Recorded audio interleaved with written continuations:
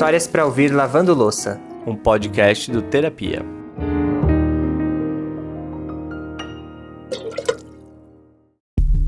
Eu espero que você já esteja na beira da pia, com a buchinha na mão, o paninho no ombro e pronto para ouvir mais uma história que, do mesmo jeito que mexeu com a gente, acho que vai mexer com você também. Em 2018, a Elaine chegou no fundo do poço quando a mãe dela teve um infarto. E isso se somou ao fato de que um problema de saúde tinha impossibilitado a própria Elaine de ser mãe. E aí a junção dessas duas coisas fez ela explodir. A Elaine chegou até a cogitar tirar a própria vida, mas foi aí que ela recebeu uma ligação do orfanato, falando que a sua vez na fila da adoção havia chegado. É ali que tudo muda. Era meu sonho de vida. Se alguém falasse assim pra mim, você quer 1 milhão ou você quer um filho? Eu quero um filho, sabe? Ah, você quer um mundo, eu vou te dar um mundo em ouro. Você quer um mundo ou você quer um filho? Eu quero um filho, né? Eu sempre falei, eu quero um filho, eu quero ser mãe, eu quero ter a sensação de ser chamada de mãe, eu quero cuidar, eu quero acordar à noite. Eu sempre falei, sabe? Eu quero ir na festinha com meu filho, ele correr, eu quero ver ele fazer malcriação e eu brigar com ele. Essa questão da malcriação me trouxe até umas lembranças aqui. Mas vamos lá, gente, vamos para mais uma história. Bora! Eu sou o Lucas Galdino. E eu, Alexandre Simone, e esse é o Histórias para Ouvir Lavando Louça. Vocês sabem que toda história que a gente conta aqui acaba gerando uma reflexão que a gente leva para a vida. Algumas super específicas, outras mais gerais, mas essa história da Elaine que a gente vai contar hoje, dá para dizer que ela é daquelas que mexem com a maneira que a gente olha para a vida como um todo. Exatamente.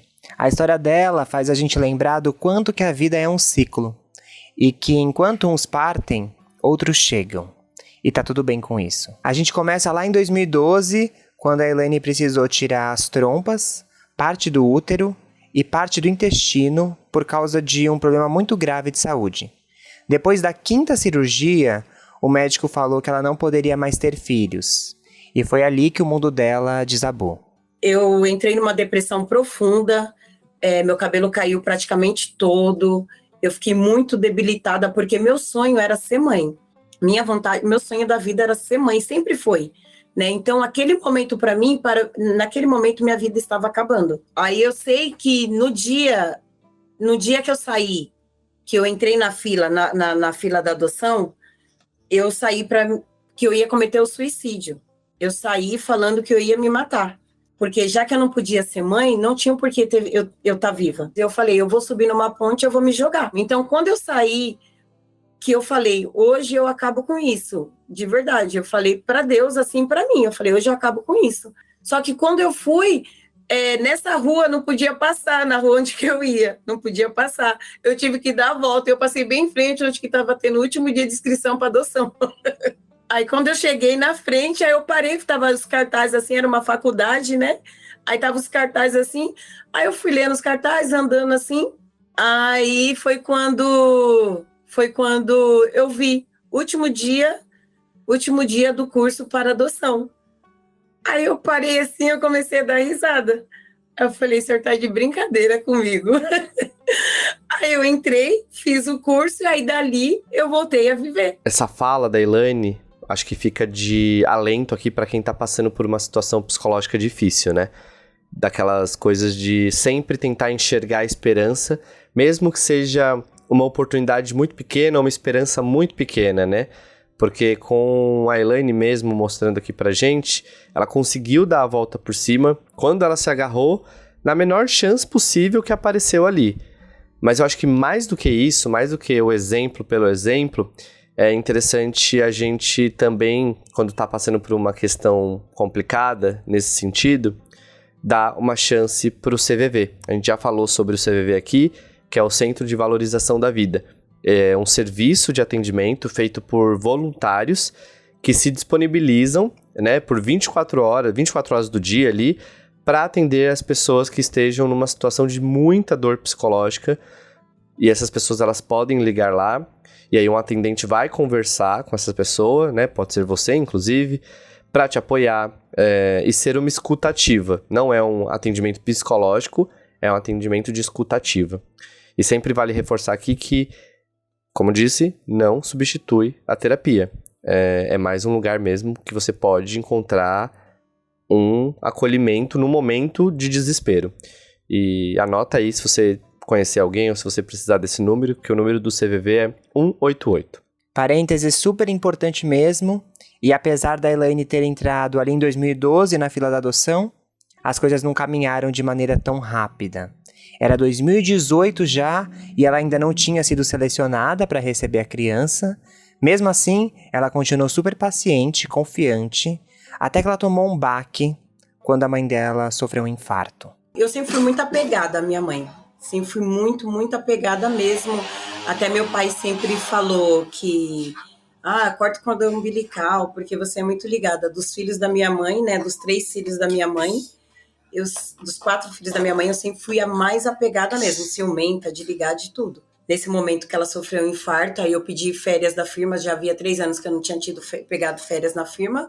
E fui cuidar dela, né? Só que aconteceu que o médico, ela foi para UTI, e quando ela foi para UTI eu me desesperei literalmente, assim, eu tinha uma ligação muito grande com Deus. Para mim, Deus, minha mãe, e depois vinham as outras coisas, né? E quando aconteceu aquilo, no meu coração, assim, na minha cabeça, estava sendo injusto comigo, porque minha mãe era tudo para mim, e ela estava sofrendo um infarto, e o médico falou, ela corre um sério risco de vida, né, de morte, né. Eu imagino que ouvir isso foi como enfiar uma faca no coração da Elaine, né. Foi muito pesado pra ela ouvir que sua mãe tá quase partindo. E ela contou pra gente que ela se ajoelhou na frente de casa e conversou olhando pro céu, né, com Deus. Ela dizia que não entendia como aquilo podia acontecer. Primeiro ela ficou impossibilitada de dar à luz a um filho, agora ela ia perder a mãe. E ela sentia uma injustiça divina muito grande ali, né? Mas olha como são as coisas. Foi aí que uma amiga ligou pra Elaine e falou que Deus estava mostrando pra ela que a Elaine ia receber um grande presente. Acredite se quiser, não deu outra. Quando foi no dia 11, minha mãe teve alta do hospital, e pra mim meu presente era esse, já que eu tinha contestado Deus, que ele tava querendo levar minha mãe, né? E quando a gente tava vindo embora pra casa, o telefone tocou e eu vi Vara da Infância. E aí ela pegou e falou, eu queria falar com você do Nicolas. E nesse momento o chão sumiu, eu não lembrava mais que eu tava dirigindo. E assim, eu só escutava Nicolas. Ela começou a falar, o Nicolas é cardíaco, né? O Nicolas, ele fez 9 meses agora, mas a impressão que dá que o Nicolas tem 2 meses de vida, 2, 3 meses de tão pequeno que ele é. E assim, desde o momento que eu entrei na fila da adoção, todo mundo entrou comigo. Minha família, meus amigos, né? Porque eu sou muito faladeira. Comunicativa, né? Em outras palavras.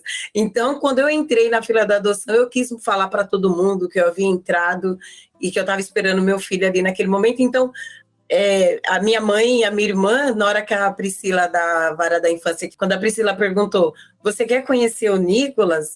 Aí nós falamos juntas, sim, assim, foi sem pensar, até me arrepio, assim, porque foi sem pensar mesmo, né? Ele já era esperado, vamos se dizer assim. Ele já era esperado. E nisso eu já saí de órbita, assim, né? As pessoas falavam comigo e eu estava em outro canto. Imagina a montanha-russa que não estava ali dentro do peito da Elaine. Ela tinha saído do desespero da mãe na UTI, com risco de vida, para receber uma ligação dizendo que um filho podia estar a caminho. Ainda bem que essa mulher tem a pressão boa, porque olha, não é para qualquer um não, viu? E gente, a Elaine nem dormiu naquela noite, de tanta ansiedade, totalmente justificável, né? Que ela tava ali em conhecer o Nicolas. E aí quando ela chegou no orfanato no outro dia, a moça lá perguntou se ela queria ver uma foto do Nicolas, e ela falou que não. Mas não era não, porque ela só não se importava, assim, a foto era o de menos, ela queria conhecer ao vivo ali o filho dela, né? E a foto era só uma foto.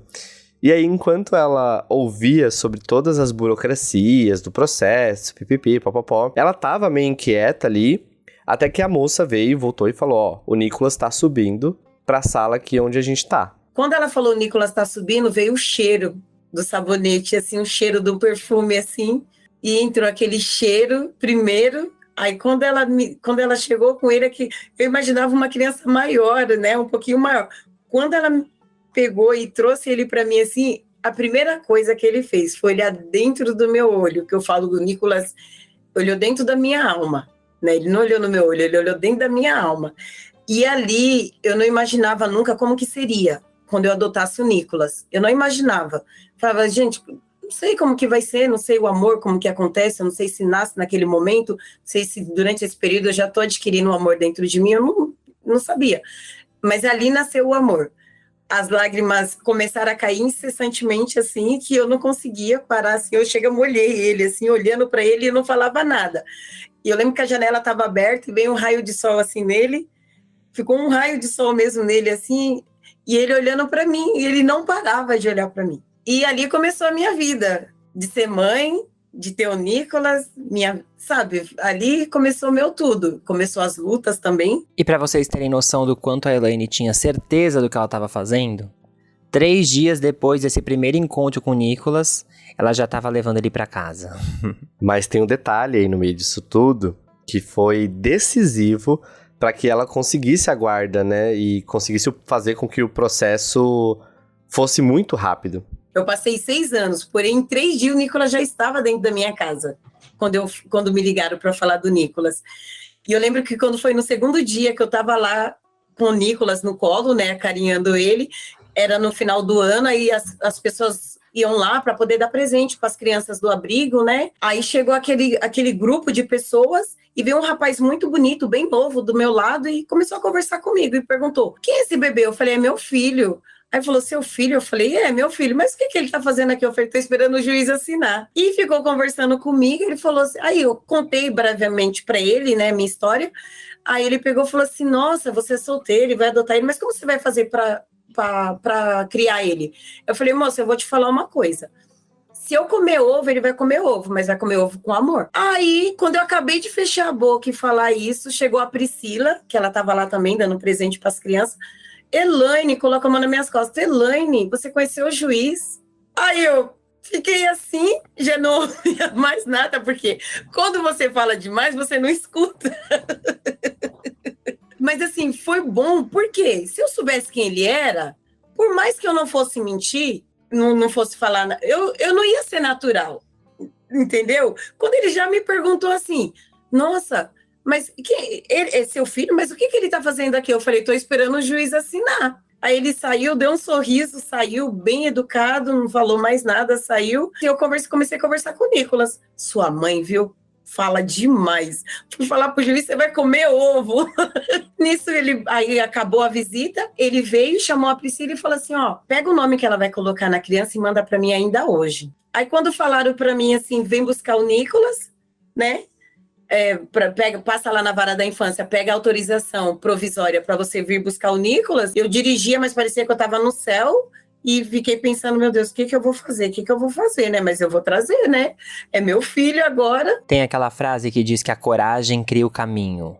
E no caso da Elaine, foi bem isso que aconteceu, porque ela não tinha nada preparado para receber o Nicolas. Só que para surpresa dela, os amigos e família fizeram um grupo secreto e levantaram um chá de bebê às pressas. Quando ela foi ver, ela tinha tudo o que precisava e mais um pouco. Tanto que ela ficou 7 meses sem gastar 1 centavo sequer de tanta coisa que chegou. Essa rede de apoio é super importante. E no meio desse processo todo, teve uma outra grande surpresa que a Elaine recebeu. Vocês ouviram ela dizer que era solteira quando aplicou ali, né, para ser mãe. Ela ia ser mãe solo de uma criança adotada, mas sem que ela esperasse, uma pessoa entrou na vida dela, que foi o Renato. E ela falou pra gente, né, ela falou que brincava muito com o Renato, falando assim pra ele, ó, você pode entrar na minha vida, mas você tem que saber que o Nicolas é sempre a primeira pessoa, a pessoa mais importante dela. E o Renato não só aceitou, como abraçou o Nicolas como filho também, né? Hoje o Renato agora vai estar entrando com processo de adoção unilateral. Ele vai registrar o Nicolas também, né? Vai colocar o nome dele. E o Nicolas agora chama ele de pai, então o Nicolas não adotou só a mim, agora adotou o Renato também. Porque eu falo que não foi eu que adotei o Nicolas, né? Foi o Nicolas que me adotou. Foi o Nicolas que me salvou. Porque ele poderia ter tido um outro lar, uma outra mãe, mas será que se eu não tivesse me deparado naquela fila da adoção, eu estaria aqui hoje? É o que eu costumo falar para as pessoas, porque eu saí decidida a acabar com tudo, né? Não que fosse o certo, mas naquele momento eu estava desesperada. e ter entrado na fila e depois o Nicolas vir, ele me socorreu. Ele me adotou. E a gente sente até na voz da Elaine a felicidade que ela tem em contar tudo isso, né? É muito bonito ver que foi uma reviravolta completa daqueles momentos de agonia que ela passou ali no começo da história que a gente narrou. E a gente falou lá no começo como era uma história que falava dos ciclos da vida também, né? E isso não foi à toa. Vocês lembram que o Nicolas chegou justamente no momento que a mãe da Elaine tinha acabado de ter um infarto, né? Pois bem, apesar dela ter continuado com algumas questões de saúde, a mãe da Elaine conseguiu curtir o netinho, né, o Nicolas, por um tempo, e as duas pontas ali se conectaram, de quem estava partindo e de quem estava chegando. E foi ali que a Elaine percebeu que ela podia encarar esses ciclos da vida de uma maneira muito mais leve. Eu faço aniversário dia 10 de março, o Nicolas faz dia 7 de março e minha mãe fazia dia 8 de março. Por isso que eu falo que é um ciclo muito assim entre o amor que eu sempre tive pela minha mãe e a chegada do Nicolas. Porque eu acho assim, Lucas, que o Nicolas, Deus, naquele momento lá atrás, quando eu questionei a Deus que Deus queria levar minha mãe, né, e eu só tinha minha mãe, porque eu era muito apegada à minha mãe, Deus não faz nada por acaso, né? Ele me permitiu, sim, ele permitiu com que eu ainda vivesse com a minha mãe por mais 2 anos, para que eu desapegasse da minha mãe e transferisse esse amor para o Nicolas. Eu acredito nisso, você entendeu? Porque assim, se ele tirar, ele conhecia meu coração, ele sabia do amor imenso, ele sabia da minha fraqueza também, vamos dizer assim.